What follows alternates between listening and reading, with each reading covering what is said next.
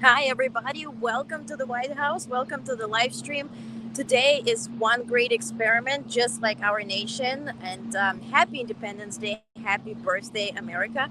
I'm reporting right in front of the Oval Office at the White House. I'm here to attend the celebrations for 4th of July. FLOTUS and POTUS, President of the United States and First Lady, will welcome everybody to barbecue, military members, other honorable guests, and followed by reception and then the fireworks. So here's the Oval Office right behind me. So today will be really quick. We're going to dive in what happened today. I will be also looking like this because I have to switch screens to show you some sources. Again, as always, if you have any information that contradicts mine, please comment with the facts, comment with the sources. I gladly stay corrected. If you want to share feelings, please do so, but I will not respond to that. So, first and foremost, happy Independence Day. I posted this picture together with this um, sort of a bit of an article. And that's how I see today's day and today's celebration. So I addressed America as a young lady that is maturing into a remarkable lady and encounters a lot of choices for her future. So I wish America to navigate these challenges with wisdom that our founding fathers sort of gifted her. And as you seek partnership, safeguard your freedom, liberty, and pursuit of genuine happiness, beware those who overpromise and underdeliver, especially those who may attempt to grab you by the policies. Um, Hint intended. You are a land of beauty, shining from sea to shining sea. May your stars continue to shine brightly, and may your stripes forever stand as a beacon of liberty and unity. Happy Independence Day and happy birthday, dear girl. So, this was my statement, and honestly, I feel that this particular 4th of July, we need to truly start thinking as to how we envision our next 4th of July to be. This is election season like no other. We're facing a lot of choices, not just between two candidates, but really between democracy and something that will be very, very different. By the way, if you attended yesterday's live stream, I talked quite a lot about Project 2025, which led to that video being completely suspended from YouTube. Again, I will investigate. I hope that is not the case. Maybe they don't like a video I used or a source, but usually that is not the case. But I will update you tomorrow on that. And as we think about the next 4th of July, this is what Biden-Harris campaign posted. It's just a picture, right? A very famous series, Handmaid's Tale. And my question is specifically is to women. How do we want to envision 4th of July next year? As something like this, where we are controlled, where our medical records are controlled by the government, controlled by police, or are we envisioning it as free as we are today? Obviously, there's always something better. There's always something to aspire to. And, this nation is a big experiment. We're living it. But it also should not be following the bad experiments that already happened in the past. Why do we need to copy it? That's my question. And, the ruling that a Supreme Court passed just a few days ago is already having a bit of results. So the Biden administration cannot enforce new anti-discrimination rules in healthcare for transgender Americans. A federal judge in Mississippi has ruled, citing a recent landmark Supreme Court ruling, that weakened the power of federal agencies. And if you remember our discussion yesterday, and if not, please go listen to it. We dove in or really discussed in detail the Project 2025 and what does it stand for and what agencies would be truly wholeheartedly eliminated, like Department of Health and even education, right? It will be given to the states, but again, the federal power is not as important or is not as powerful. Now it starts being seen by Mississippi. If that's just the start, imagine where we will be truly in a year from now. And speaking of media, I was just now, this is Oval Office if you're just tuning in, and I will tell you what's going on here today. It was a very important call today between President Biden and Israel's Netanyahu. But first and foremost, let's talk about media. And as I was sitting in the briefing room, as you see here on the picture, um, it really, I had to take this photo because first, we're living in democracy. This is a briefing room at the White House. You have the podium where Press Secretary Karine Jean-Pierre is addressing the press, the crowd, the audience, and also all the voters and all the citizens of the United States and beyond. And then right up front in the first row, you have the headlines. The headlines of New York Post.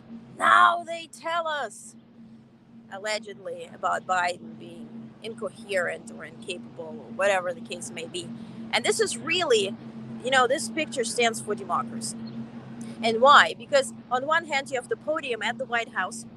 On the other hand, you have all those provocative and anti-administration articles and headlines laying right there in the same spot. So coexistence is possible.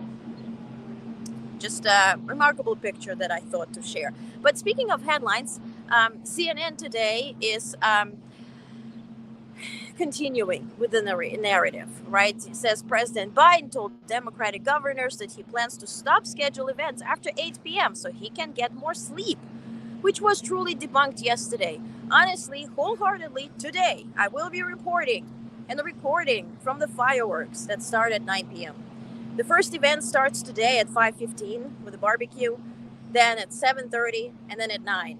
Those are 3 official events with the President of the United States right up front and center, the First Lady, the Vice President, and the First Gentleman. Or Second Gentleman.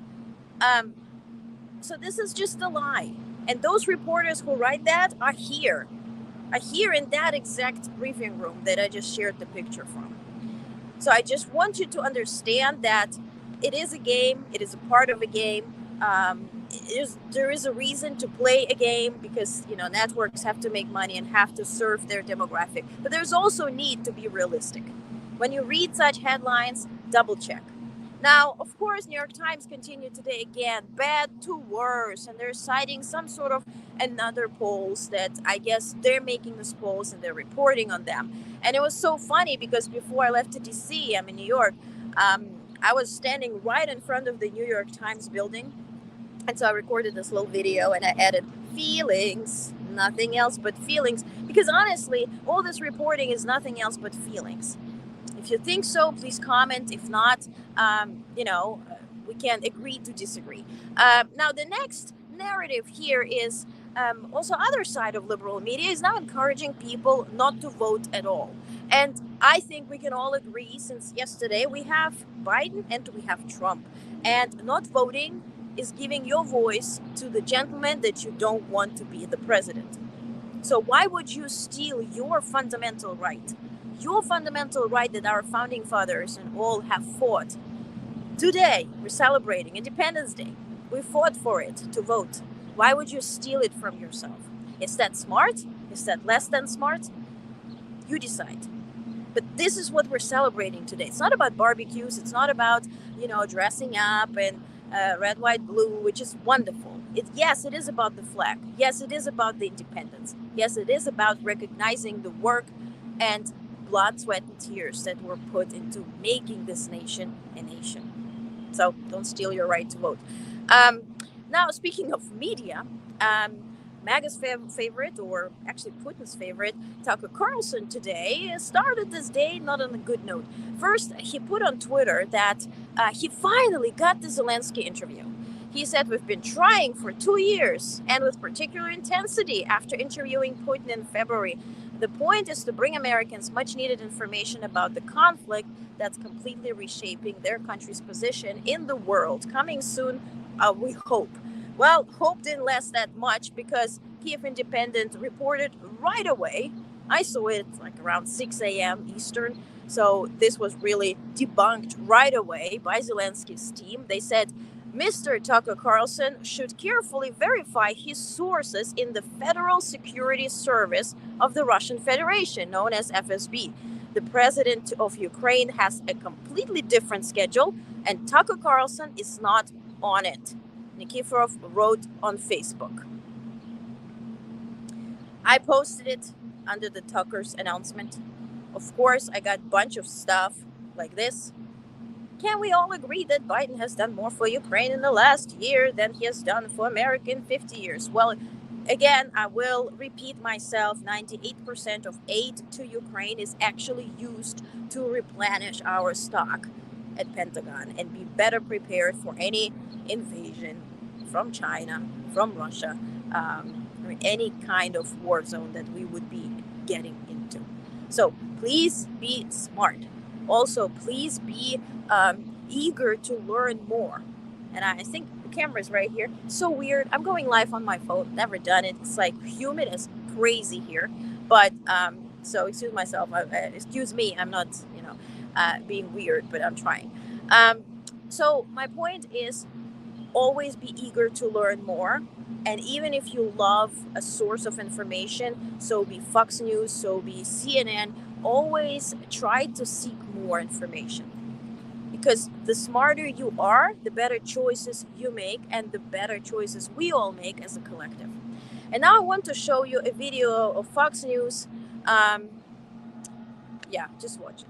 In Biden's Oval Office, it is the quietest place. No one's around. The only thing there are cookies. He offers you cookies every time you're in there, and he goes and gets them. I mean, it is a depressing moment. And I hope you could hear it, right? Could you hear it? Please let me know if you couldn't hear it in the comments. But the talk is that McCarthy, right, saying that it's so embarrassing that whenever he goes to the Oval Office, right here, he's offered cookies. Yeah, that's called morals. Even though you are behaving like somebody who may not deserve a cookie, but to offer them to you. And if president offers you cookies, that's actually a privilege. If you're in an Oval Office, it's a privilege. If you're in front of an Oval Office like I am, it's a freaking privilege. Let's get with the program. So, next thing I want to share is about Russia. So Russia today, oh my God, put this statement. Look at this. So Russia says that Taliban and Russia are allies in the fight against terrorism. Can you imagine Taliban and Russia, that has invaded Ukraine for years, killed, raped people, sold children, is an ally with Taliban in fight against terrorism.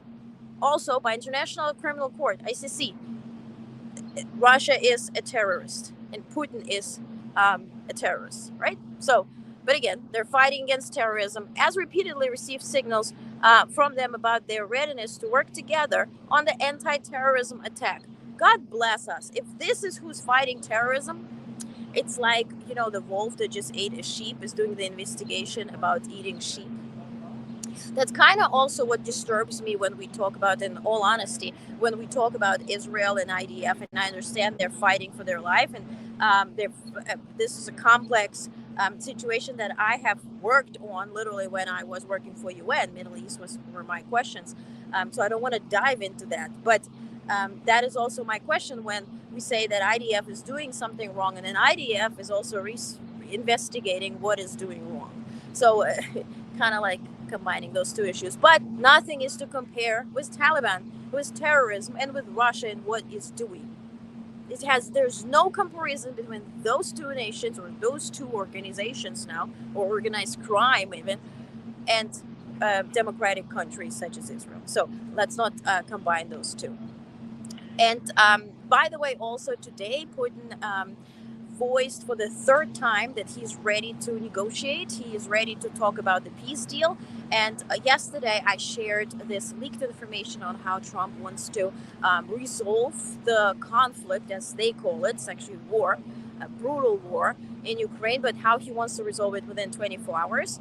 And it was shared that they're planning to sign an agreement or force Ukraine to sign an agreement with Russia that NATO will not be, or with NATO, I guess, that NATO will not be expanding eastward, specifically into Georgia and Ukraine.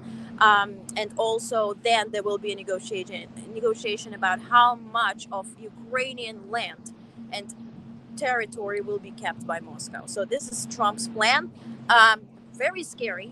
Because if you follow what's happening in Georgia, the government that is installed there, the Dream Party, is very pro-Russian, is installing the policies and rules that are very much directed by Russia. So they're trying to invade the country physically, mentally, and in terms of cyber attacks as well, in order to use it as much as they want to use Ukraine as the fundamental basis to build on the strength to invade further. And this is very clear if you ever read anything historical or how even World War II happened. It's very clear that those are the steps that are being pursued. Always try to see what is happening and what is done rather than what is being said. Okay, so on this note, I want to let me see if I'm done with everything I said here. Yes, so I want to tell you a bit about or show you how the preparations are going at the White House.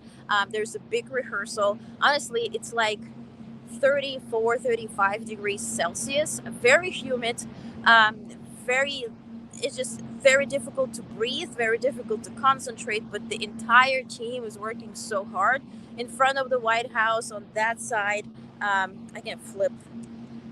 No, I can't. Right in front of the White House, there's some protests going on, a very little one, maybe MAGA, maybe not. When I was walking to the White House, I saw people wearing T-shirts with American flag, and it said, "This is my only pride flag." So maybe it's related. I don't want to state anything that I have no proof of. But there's a big rehearsal of the concert, big rehearsal of national anthem. Everybody's working super hard, and the event will be starting around 5:15, and then 7:30 will be, that's the barbecue for military members and other honorable guests. Then followed by reception. President will be in attendance, of course. He is welcoming everybody to the White House in South Lawn. The First Lady, Dr. Joe Biden, Vice President Harris, and Second Gentleman. So there will be welcoming everybody. They will be holding speeches. They will be working past 8 p.m. and certainly past 4 p.m. Dear Fox News, you're here, by the way, Fox News. You see it, so why? Why are you spreading this? And CNN, by the way, is here too. So past 8 p.m. You are invited, by the way, CNN, to fireworks at 9:09. So I'm just being honest here in Onest Network, hence the name, to tell you a bit more behind the scenes. So let's check out some videos of the preparation. You might find it super interesting how this is going, so take a look.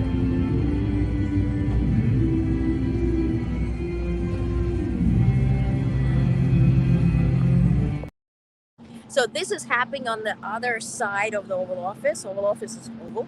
So this is the front side, and then on back end, that's where the tables are stationed. It's all red, white, blue. It's all beautiful. They're getting ready for barbecue. And by the way, this is the menu for the barbecue. Take a look at it. I can't see it because I'm on my phone. What is it? Cheeseburgers and whatnot. So take a look at it, spend some time. And next, there is also a video of the South Lawn, how the concert is being prepared. I tried to ask, or I asked military members to share with me what this day means to them. They unfortunately cannot speak publicly because they are current members of the military, but I tried. Maybe I get some pictures. So there's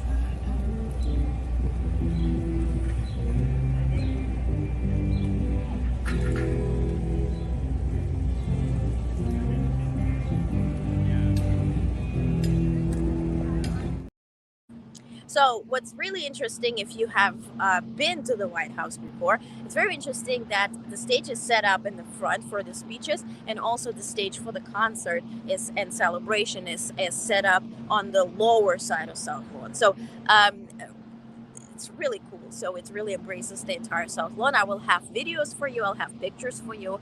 I will have all the information for you tomorrow when I go live. Let me get back to New York first, but we'll be live tomorrow evening. And I want you, and everybody asks me why I don't ask you to subscribe. So wherever you watch, please follow. Please share this. My intention here is to share factual information, engage with you, and also debunk whoever agenda is presented in the media currently, because there's so many issues media is not reporting on, whether it's purposefully or whether it's by chance. Let's not judge that, but let's get some information. So this has been a privilege to report for you here. Here's the very last video from the White House. And with that, I wish you happy 4th of July, happy Independence Day. If you feel overwhelmed with politics and everything that's going on, please shut down the TV and social media and spend time with your loved ones, because that matters the most. And today is your day, it's our day also to understand what we are celebrating and to be precious about what we have now and make wise choices. So thank you so much. Here's the last video, and see you tomorrow.